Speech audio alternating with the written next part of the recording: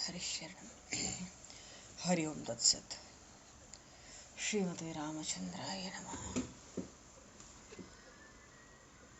नमः परमहंसाय स्वादितचरणकमलचिन्मकरन्दाय भक्तजनमानसनिवासाय श्रीरामचन्द्राय नमः।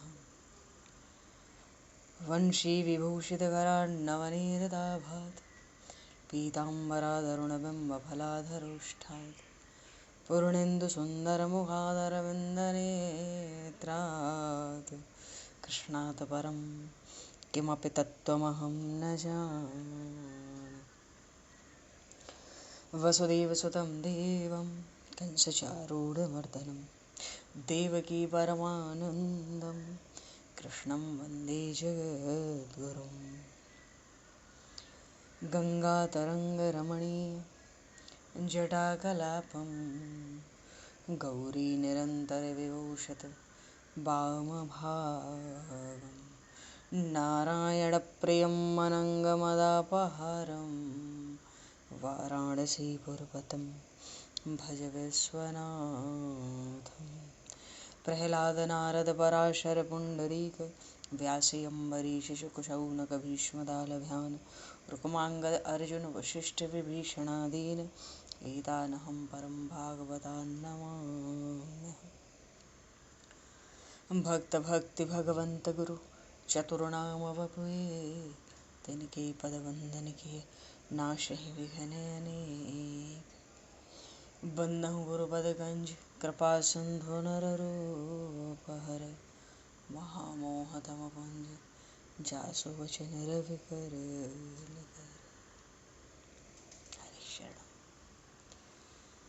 गोविंद जय जय गोपाल जय जय गोविंद जय जय गोपाल जय जय राधारमण हरि गोविंद जय जय राधारमण हरि गोविंद जय जय।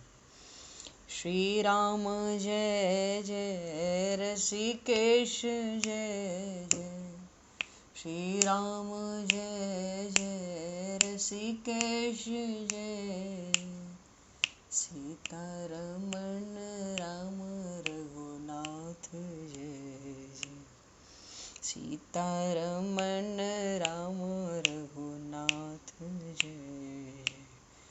गोविंद जय जय गोपाल जय जय राधारमण हरि गोविंद जय जय। श्री राम जय जय ऋषिकेश जय जय सीतारमण राम रघुनाथ जय जय राधारमण हरि गोविंद जय जय सीतारमण राम रघुनाथ जय जय। बोले श्याम रामचंद्र भगवान की जय। समूह राम दरबार की जय। श्री राधे कृष्णचंद्र भगवान की जय। श्री भागे बहरलाल की जय। श्री वृंदावन प्रेम धाम की जय। श्री पंडरीनाथ भगवान की जय। सब संतन की जय, सब भक्तन की जय, समस्त वैष्णवन की जय, समस्त पूर्वाचार्य चरणन की जय, समस्त संप्रदाचार्यन की जय। श्री सद्गुरुदेव भगवान की जय। गंगा मैया की जय, जमुना मैया की जय, सरजू मैया की जय, गौ माता की जय, तुलसी माता की जय, पृथ्वी माता की जय, काशी महारानी की जय। जय जय श्री सीताराम, जय जय श्री राधे श्याम। नमः पार्वती पतये हर हर महादेव। अनंत कोटि ब्रह्मांड नायक सर्वेश्वर पूर्ण परात्पर ब्रह्म असंख्य कल्याण गुणगण निलय भक्त वांछा कल्पतरु शरणागत वत्सल भक्त वत्सल दीनबंधु दया सिंधु यदुवंश में अवतंस लीला पुरुषोत्तम योगेश्वर भगवान श्री कृष्ण की महती कृपा करुणा से एवं महापुरुषों की भावमयी सन्निधि में, साथ ही आप सभी श्रद्धालु भक्त वैष्णवों की मंगल सन्निधि में, मानव जीवन का सर्वोत्कृष्ट फल भागवत गुणगान, भगवत गुण चिंतन का आनंद हम सभी आज से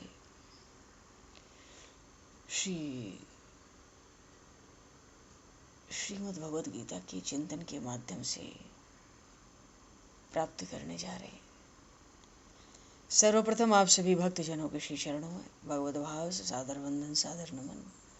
आप सभी को यथायोग्य जय श्री राम, जय जय श्री राधे, हरि शरणम,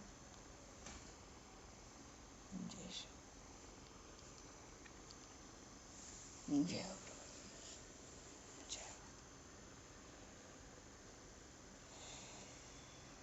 जय जय श्री हरि शरण।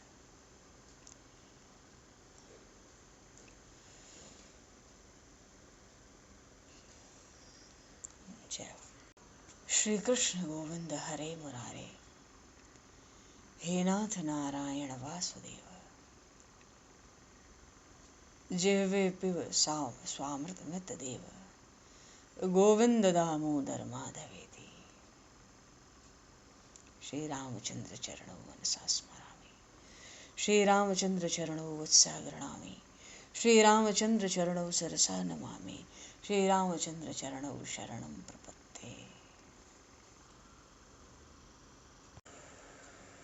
पूर्व प्रसंग में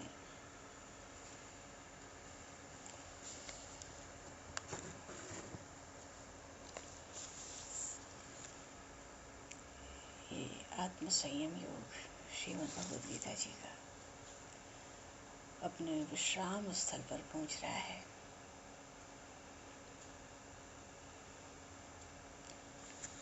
इसके विश्राम पर ही प्रभु ने योग भ्रष्ट, ये भी महापुरुष ही होते हैं, पूर्व जन्म के भी होते हैं और इस जन्म में भी महापुरुष होते हैं। जहाँ साधन बदन छूटा होता है वहीं से आरंभ होता है।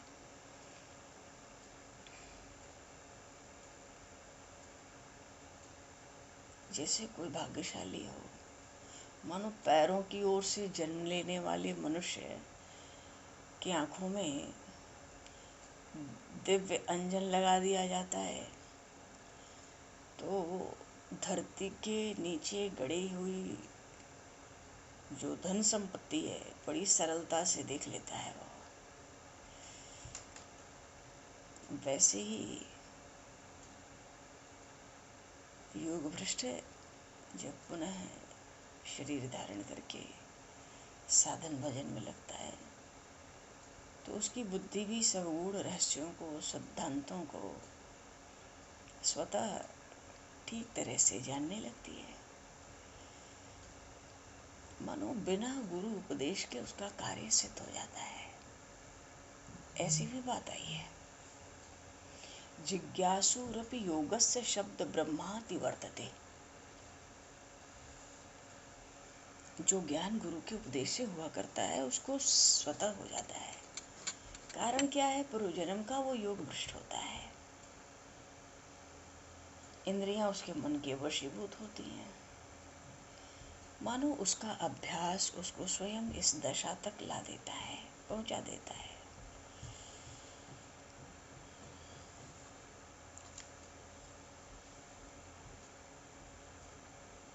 आत्म तत्व के चिंतन मंथन में तो ऐसा लग जाता है मानो कोई खुद में ही वो अष्टांग योग के साहित्य का द्वीप बन गया हो।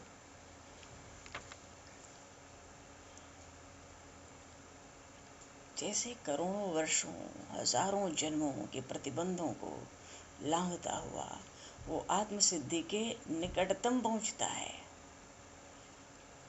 तो मोक्ष की सिद्धि के जितने साधन हैं वो खुद उसका अनुसरण करने लगते हैं।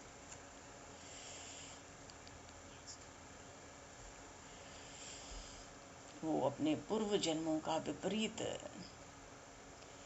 जो मल था कुछ, उसको स्वच्छ कर चुका होता है।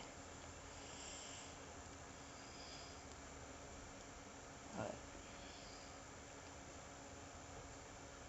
अपने वर्तमान शरीर में रहते हुए भी जैसे आकाश में बादल इधर उधर फैले रहते हैं ना, ऐसे ही व्यापक हो जाता है।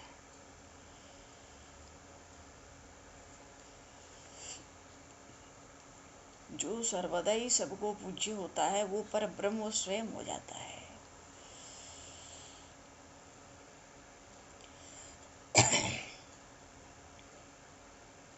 शरीरधारी होने पर भी बड़ी भारी महिमा को प्राप्त कर लेता है। अंततः भगवान अंतिम श्लोक में कहते हैं, श्रद्धावान भजते यो माम स मे युक्तो तमो मतः। तो वो योगी है, देवों का देव है। पर सब योगियों में श्रेष्ठ योगी कौन सा मान्य है?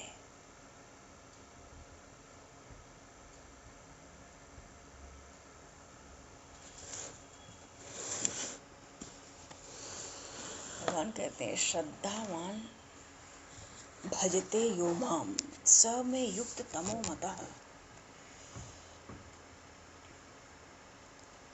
वैसे भी प्रसंग आया था पूर्व में कि जो श्रद्धावान होता है उसको निसंदेह ज्ञान प्राप्त होता है। श्रद्धावान होगा तो जितेंद्रिय भी होगा और साधन में तत्पर भी होना चाहिए, तो वो अवश्य ही ज्ञान प्राप्त करता है। जैसे बीच में भगवान ने कहा ना, अभ्यासेन तु कौन्तेय वैराग्येण च गृह्यते। इस श्लोक में भगवान ने उन महात्मा अर्जुन को कौन्तेय कहा, अभ्यासेन तु कौन्तेय।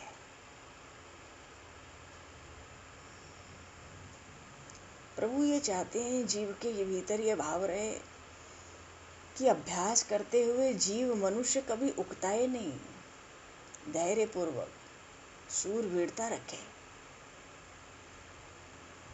भले ही मन की इतनी चंचलता है कि मन का निग्रह कठिन है, तो भी भगवान कहते हैं, तुम कहते तो ठीक हो, पर अभ्यासेन तु कौन्तेय वैराग्येण च गृह्यते। कौन्तेय क्यों कहा?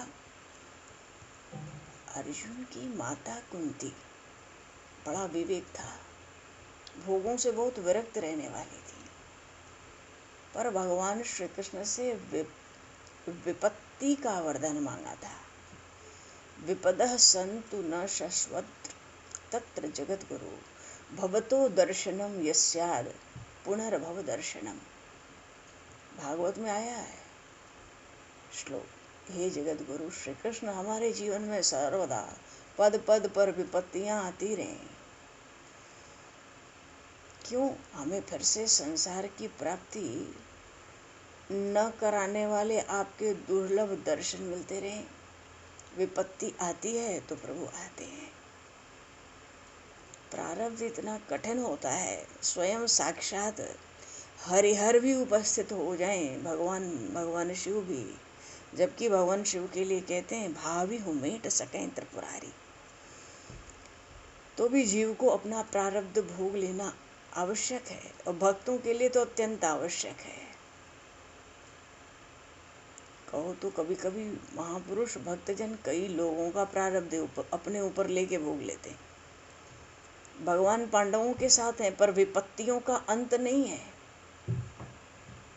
माता कुंती ने विपत्ति का वरदान मांगा था, ऐसा वरदान मांगने वाले इतिहास में बहुत कम है। इसलिए भगवान ने यहाँ कौन्तेय कह के उन महात्मा अर्जुन को संबोधित किया। मानो भगवान उन भक्त अर्जुन को माता कुंती की याद दिला रहे हैं, तुम्हारी माता कुंती बड़ी विरक्त हैं, तुम भी विरक्त हो जाओ, परमात्मा में लग जाओ, मन को संसार से हटाकर परमात्मा में लगाओ।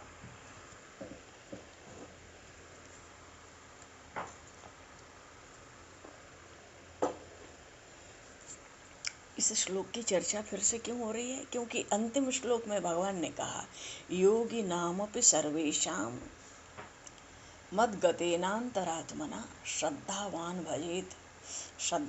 भजते यो माम स मे युक्त तमो मतः।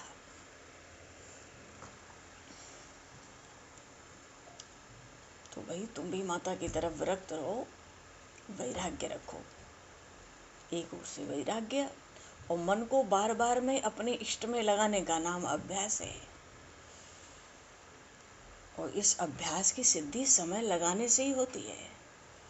समय भी निरंतर लगाया जाए, रोजाना लगाया जाए, कभी अभ्यास किया जाए कभी नहीं किया जाए, ऐसा नहीं।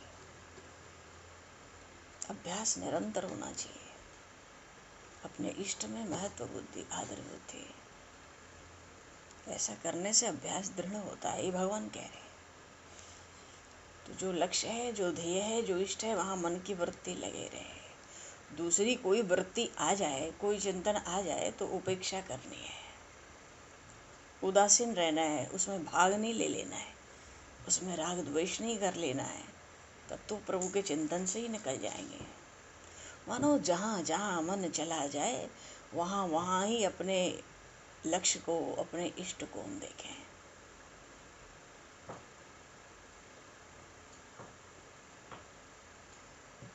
ध्यान करने बैठे तो महापुरुष कहते हैं 2-4 सांस तो बाहर फेंक दो, बाहर पहले ही बाहर करो।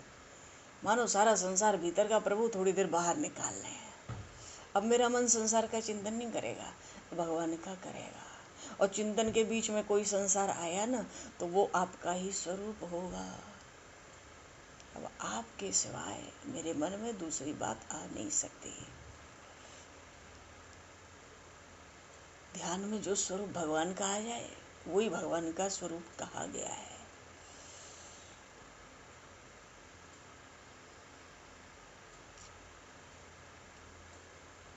ध्यान और जप, हमारे यहाँ महापुरुषों ने इसकी बड़ी प्राचीन परंपरा कही है।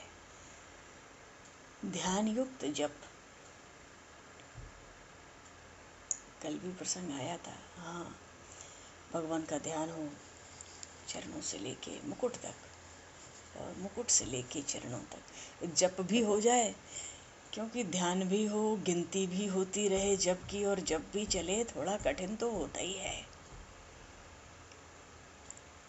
तो एक युक्ति प्रकट हो गई कि भाई जप तो कर लो, ध्यान और जप तो होता ही है, पर गिनती बड़ी कठिन होती है। तो मन से जप करो तो मन से गिनती कर लो। तो भगवान का जो स्वरूपद ध्यान है, मन की गिनती के साथ भगवान के नाम का जप, ध्यान कर रहे हैं, मानो सब प्रभु सामने विराजे हैं, खड़े हैं। जैसे जिस रूप में जो चिंतन करता हो भगवान के स्वरूप का। तो पहले भगवान के देखो 108 जब कितने सहज हो जाते हैं, बिना गिनती नहीं करनी पड़ती है, एकदम सहजता से जप हो जाते हैं 108। और पक्का पता रहता है 108 ही हुए हैं, फिर शुरू करो, फिर शुरू करो। बिना गिने निश्चित विश्वास रहता है कि 108 ही हो रहे हैं। सब करते भी हैं ऐसे। तो जो बिना मन से गिनती करके जब किया जाता है, भगवान के चरणों से आरंभ करते हैं, प्रभु के दाहिने चरण से आरंभ करते हैं। दाहिनी ओर से, दाहिनी चरण से भगवान के मुकुट तक चलना होता है। दाहिने चरण का अर्थ है पहले दाहिने हिस्से की ओर जप करेंगे, चरण से मुकुट तक, और फिर प्रभु के बाएं हिस्से की ओर आएंगे, मुकुट से चरण तक। और एक बात इसमें और होती है, जब भगवान के वक्ष तक, कंठ तक पहुंचते हैं तो मुकुट पर नहीं जाते, पहले हाथों में आते हैं और फिर मस्तक पर जाते हैं। ऐसे ही जब मस्तक से नीचे उतरते हैं तो वक्ष पर नहीं उतरते, मुखमंडल के बाद हाथों में जाते हैं और फिर वहाँ से वक्ष से होके पूरा नीचे आते हैं। तो भगवान के जो चरणों की, दाहिने चरण की 5 उंगलियां हैं, मानो सहज ही ध्यान करने जीव बैठा है, तो भगवान के चरणों की 5 उंगलियों में 5 बार नाम लिखो अपने इष्ट का। अब गिनती तो होगी नहीं, क्योंकि मालूम है उंगलियां तो 5 ही हैं। 5 मिनट के अभ्यास से इसका अभ्यास हो जाता है। ऐसा है, प्रायः लोग करते ही हैं भक्तजन। जो नहीं भी किए ऐसे मनो, इसमें ऐसे का अर्थ है कि जप भी करेंगे और गिनती भी नहीं करनी है। मन से जप और मन से गिनती, मन से ध्यान, तो विक्षेप कम होता है। 5 उंगलियों पे भगवान के 5 नाम लिख लिए, लिखते चलो, 2 पल आंख बंद करके बैठ जाओ। अपना जो भी इष्ट का नाम उच्चारण करते हो 5 उंगलियों में लिख लेंगे। अब लिखें तो कैसे लिखें? चाहे तो बढ़िया मलयागिरी का चंदन होता है, उसी से लिख लें।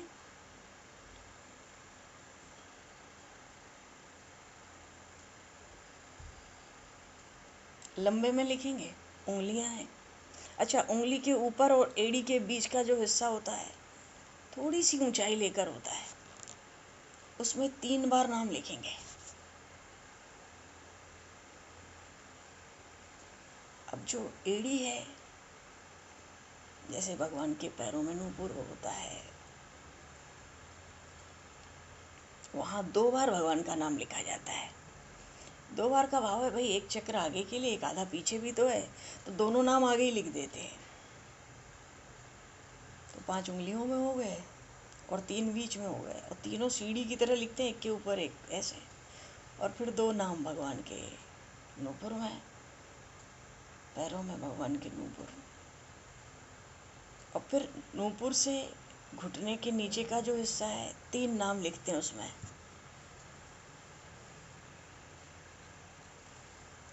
जो घुटना है प्रभु का, उस घुटने के ठीक ऊपर और ठीक नीचे गोलाकार में भगवान का एक एक नाम लिखते हैं। ऐसा लिखेंगे कि सामने से दिखाई पड़े हमें। जो भगवान की जंघा है, उसमें 3 नाम लिखते हैं क्रम से, जैसे सीढ़ी पे ऊपर चढ़े ऐसे, नीचे से ऊपर। अब ऊपर भगवान की गर्दनी है, तो गर्दनी भी 2 हिस्से में रहेगी, क्योंकि हम तो अभी दाहिने तरफ ऊपर बढ़ रहे हैं। तो दाहिने तरफ जो आधी गर्दनी है, उसमें भगवान का 2 बार नाम लिखते हैं, एक आगे के लिए और एक पीछे भी तो जाती है। ऐसा ही विचार करके 2 बार नाम लिखते हैं गर्दनी के ऊपर। और फिर भगवान की जो पसली है, उस पर 3 बार नाम लिखते हैं। फिर भगवान के गले में हार है, तो अभी आधा हार ही तो मिलेगा, दाहिने तरफ है। तो नीचे से ऊपर मनो हृदय स्थल से ऊपर कंधे की ओर बढ़ेंगे, हार पर 4 बार नाम लिखते हैं प्रभु का, आधे हार में बिल्कुल कंधे पर आ जाते हैं। अब ऊपर मस्तक पर नहीं जाना है, पहले कंधे से हाथ तक आना है, मस्तक पर बाद में जाएंगे। कंधे पर आ गए तो 2 नाम कंधे पर लिखेंगे। अब फिर प्रभु के कंधे के नीचे बाजूबंद है, कोहनी से ऊपर और कंधे से नीचे, उस बाजूबंद पर 3 नाम लिखते हैं।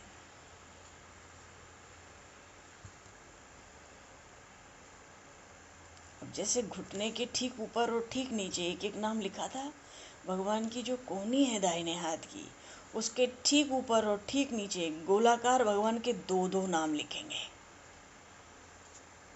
गिनती में यहाँ यहीं पर थोड़ा सा ध्यान रखना पड़ता है, 2-2 नाम लिखेंगे कोहनी के ठीक ऊपर ठीक नीचे।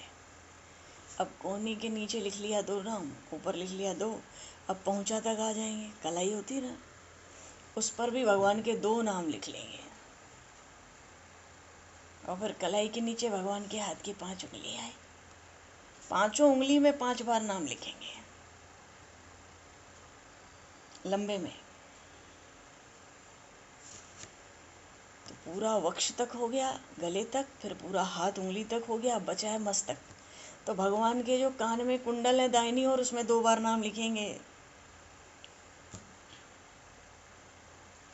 और जो भगवान का दाहिनी ओर का मुकुट है, किरीट से युक्त मुकुट, प्रभु तो महाराजाधिराज रहते हैं, बड़ा ऊंचा मुकुट रहता है, किरीट, बड़ी विलक्षणता होती है, अद्भुत मणियों से जटित स्वर्ण का किरीट युक्त मुकुट।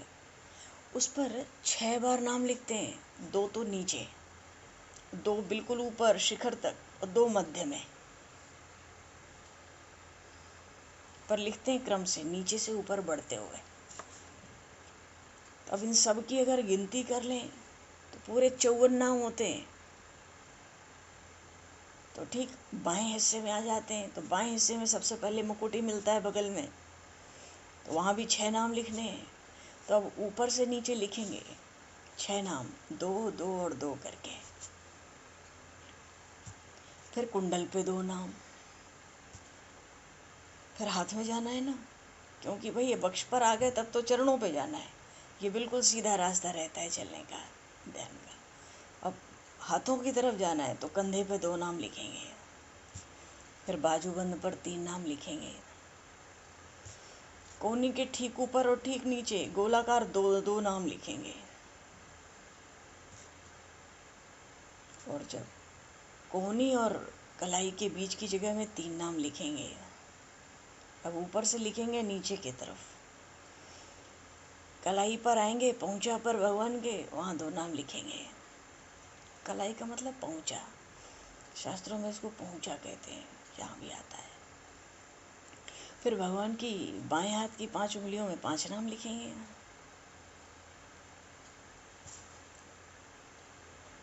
तो हाथ हो गया, तो सीधे वक्ष पर आएंगे, तो वक्ष पर आएंगे तो हार है, आधे नाम लिख चुके हैं आधे हार पर।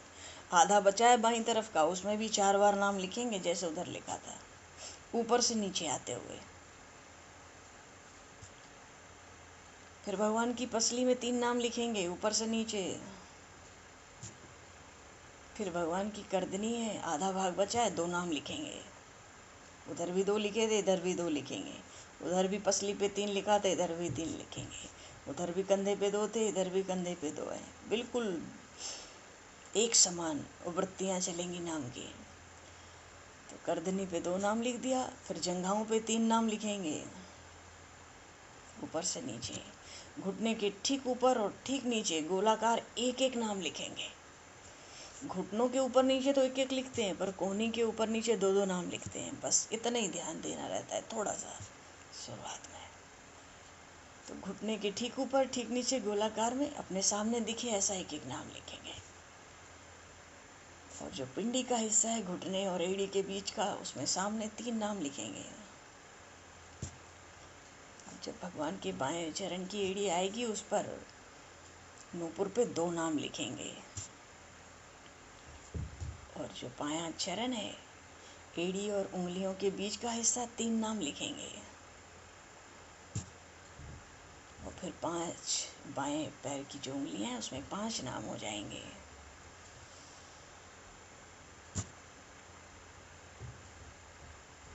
तो 54 और 54 108 नाम हो जाएंगे।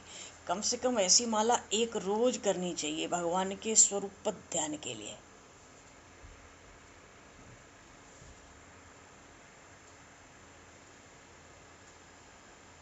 और जितनी अधिक से अधिक कर सकें उतना रूप स्वरूप ध्यान बढ़ता जाता है।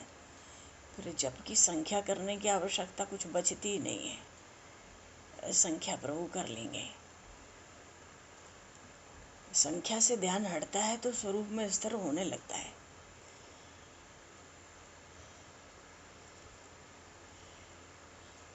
तो इस तरह भगवान का। अच्छा जी, अभ्यास तो ये हुआ। चलो वैराग्य क्या है, क्योंकि यहाँ अंतिम श्लोक में भी भगवान ने ये प्रसंग कहा है कुछ ऐसा। तो वैराग्य होने के कई उपाय होते। एक तो सीधे हम विचार करें, संसार तो हर क्षण बदल ही रहा है, पर हमारा स्वरूप परमात्मा का तत्व तो कोई क्षण भी नहीं बदलता। संसार हमारे साथ है नहीं, हम संसार के साथ है नहीं। अरे बाल्यावस्था युवावस्था भी साथ नहीं रही, परिस्थितियां भी साथ नहीं रहती, कोई वस्तु कोई व्यक्ति भी साथ नहीं रहता। सोचते सोचते संसार से वैराग्य होने लगता है। जो अपने कहलाते हैं कुटुंबी हैं, संबंधी हैं, सब चाहते हैं कि अनुकूलता रहे, हम सबके अनुकूल रहें, तब तो सब प्रसन्न है। अपनी हम शक्ति से, सामर्थ्य से, योग्यता से, समझ से सबके मन की बात कर दें, परिश्रम करके सबकी सेवा कर दें, यही सब चाहते हैं।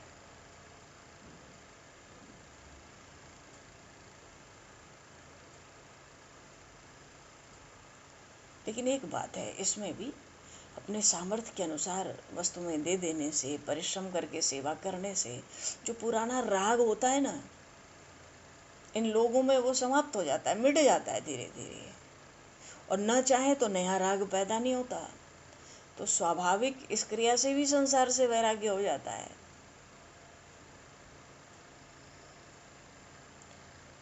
और वैसे भी जितने जीवन में दोष हैं, पाप हैं, दुख हैं जो पैदा होते हैं, सब संसार के राग से ही पैदा होते हैं। और जितना सुख शांति मिलता है, राग रहित होने से ही मिलता है। मानो कुछ एक ऐसी दो एक बातों का भी विचार नियमित रूप से करे जीव, तो संसार से मन हट जाता है। मन जब शुद्ध होता है, सहज ही वश में हो जाता है। शरीर संसार में जो राग है वो तो मन की अशुद्धि है।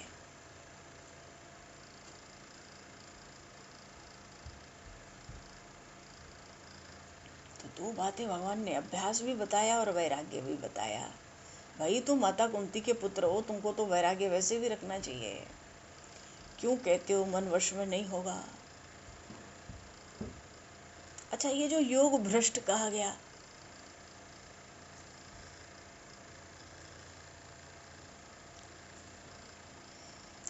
अगर हम ऐसा अर्थ करें कि तो परमात्मा की प्राप्ति से और साधन से जो भ्रष्ट हो गया, तो ऐसा कहा नहीं जा सकता योग भ्रष्ट को। योग भ्रष्ट ऐसा नहीं होता है।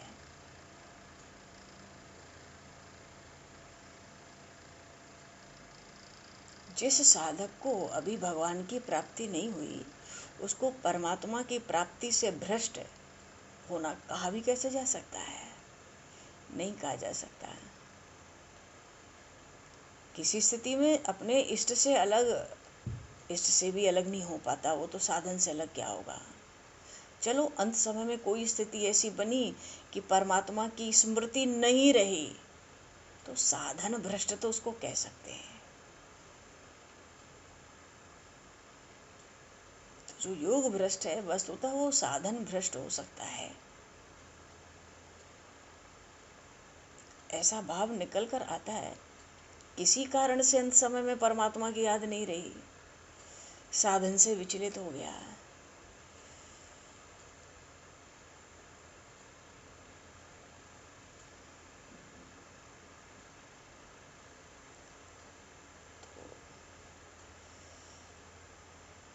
इसलिए अर्जुन जी ने पूछा ना, योग भ्रष्ट की क्या गति होती है?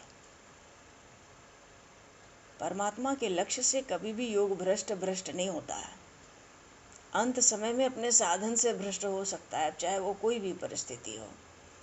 कहते हैं कितने लोगों को अंत समय चेतना भी ना हो।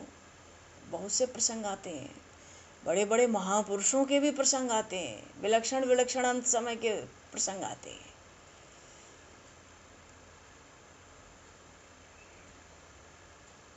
और योग भ्रष्ट कहते हैं, इसका अर्थ ये भी, योगी तो वो है ही, तो अभ्यास करके ही तो योगी बना है।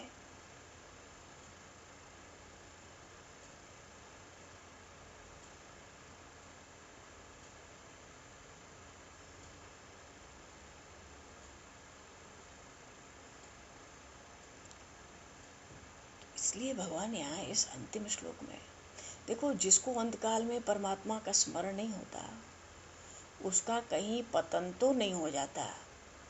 इस बात के लिए अर्जुन जी के हृदय में व्याकुलता थी, और वो व्याकुलता भगवान से छिपी नहीं थी। उन्होंने कहा ना, कहा गतिम कृष्ण गच्छति, हे कृष्ण, ऐसों की क्या स्थिति होती है, क्या गति होती है अंत में। तभी तो भगवान ने कहा, अरे सच्चे हृदय से साधन करने वाले मनुष्य का न तो इस जन्म में पतन होता है, न मरने के बाद पतन होता है। क्यों? उसकी योग में स्थिति बन चुकी है, उससे नीचे वो गिरता ही नहीं है। उसके साधन की सामग्री थोड़ी नष्ट होती है, उसके परमार्थिक उद्देश्य थोड़ी बदल जाता है। अनादिकाल से जीव जन्मता मरता है, ऐसे आगे भी जन्मता मरता है। तो ये पतन नहीं हुआ। महर्षि राजर्षि भरत भी 3 जन्म लेकर आए, दयावश ही तो हरण के बच्चे में आसक्त हो गए थे। तो पतन होने की तो कोई संभावना है ही नहीं किसी भी रूप में।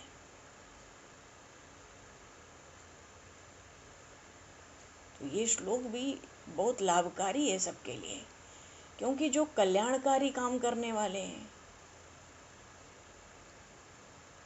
मानो किसी भी साधन से सच्चे हृदय से जो परमात्मा की प्राप्ति करना चाहता है, उस साधक की दुर्गति तो किसी स्थिति में हो ही नहीं सकती। क्यों? कल्याणकारी काम में लगा है, जिसलिए मनुष्य शरीर मिला है उस असली काम में लगा है, संसार के भोग संग्रह में आसक्त नहीं है। अब वो चाहे किसी भी मार्ग से चले, उसकी दुर्गति नहीं होती। जिसका ध्येय ही परमात्मा है, चिन्मय तत्व है, उसकी दुर्गति का कोई प्रश्न ही नहीं उठता।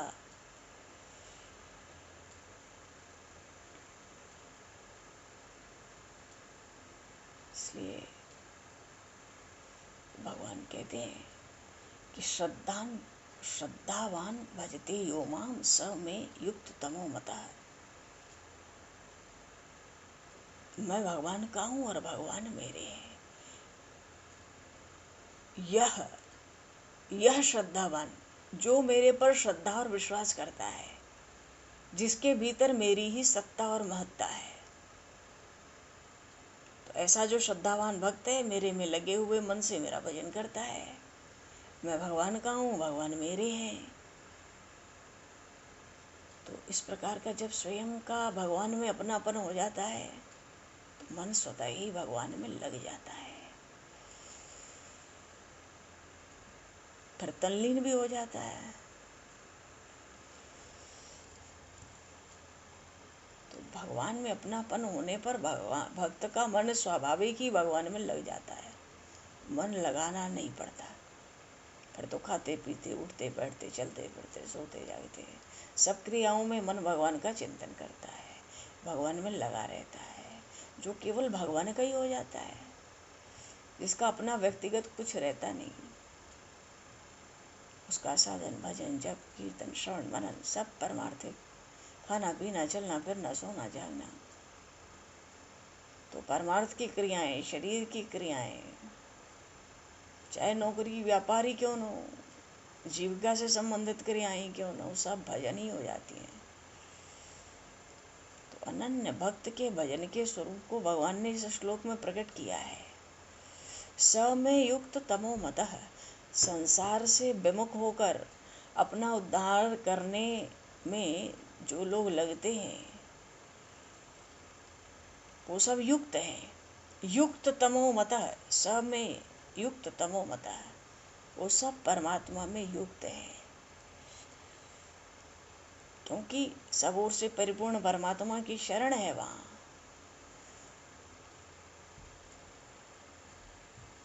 भगवान तो शरण होते ही जीव को अपना लेते हैं। वो भक्त युक्त तम तो तभी होगा ना जब उसमें कर्म योग भी हो, ज्ञान योग भी हो, भक्ति योग भी हो। तो श्रद्धा और विश्वास के साथ भगवान में तल्लीन हुए मन से भजन करने पर उसमें सभी योग आ जाते हैं आगे चलकर। और भगवान तो खुद ही महायोगेश्वर हैं, संपूर्ण योगों के महान ईश्वर हैं। तो उन महायोगेश्वर के शरण होने पर शरणागत में कौन सा योग बाकी रहेगा? जो भगवान का शरणागत भक्त होता है, अनन्य भक्त, उसमें सब योग प्रकट हो जाते हैं समय पाकर, तभी उसको युक्ततम कहते हैं। और युक्ततम भक्त कभी योग भ्रष्ट हो ही नहीं सकता। क्यों? उसका मन भगवान को छोड़ता ही नहीं, तो भगवान भी उसको छोड़ सकते नहीं। अंत समय में किसी पीड़ा में हो, बेहोशी में हो, किसी कारण से वो भगवान को याद न कर सके, भगवान उसको याद करते हैं। भगवान उसको याद करते हैं, प्रमाण है शास्त्र पुराणों में इस बात का।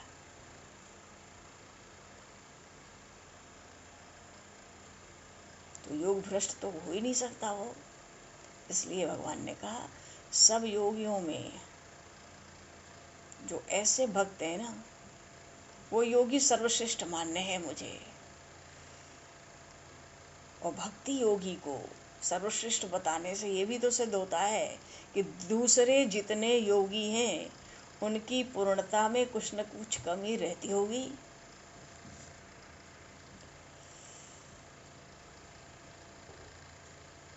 संसार का संबंध छूट जाए तो सभी योगी बंधन से मुक्त हो जाते हैं, निर्विकार हो जाते हैं, परम सुख, परम शांति, परम आनंद का अनुभव करते हैं। पर जो अंतरात्मा से भगवान में लग जाता है, भगवान के साथ ही अपनापन कर लेता है, उसमें भगवत प्रेम प्रकट होता है। वो प्रेम प्रतिक्षण बढ़ता है, वर्धमानम प्रतिक्षणम। इसलिए भगवान ने अपने अनन्य भक्तों को योगियों में सर्वश्रेष्ठ कहा है। श्रद्धावान भजते यो माम स में युक्त तमो मतः।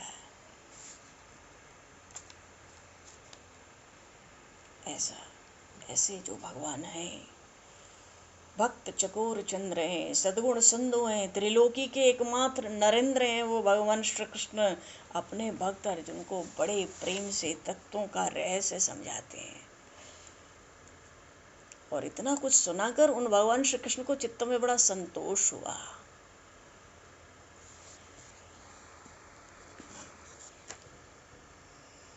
सात्विक भावनाओं की वृष्टि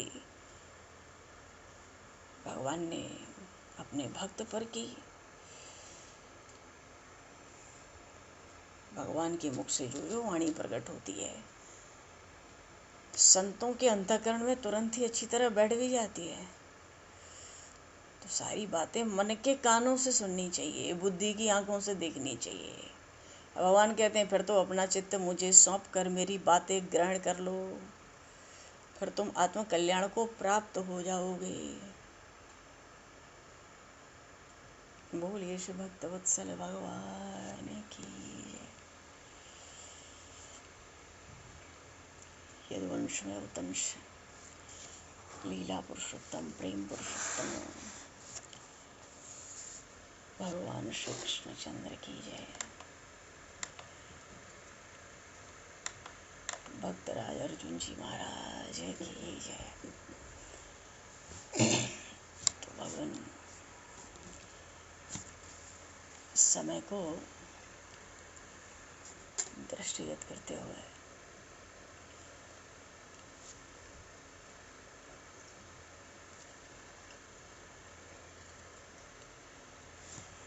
यहीं पर वाणी को विराम, वाक्य पुष्पांजलि प्रभु के श्री चरणों में समर्पित। आप सभी को भी यथा योग्य है। जय श्री राम, जय श्री हरि शरण। जो कोई बोलना चाहे भगवान बोलो, आप बोलो, जो कोई बोलना चाहता है बोलो। श्री सीताराम जी महाराज की जय। जय हो, जय बोलो, जो कोई बोलना चाहे बोलो। जय सीताराम।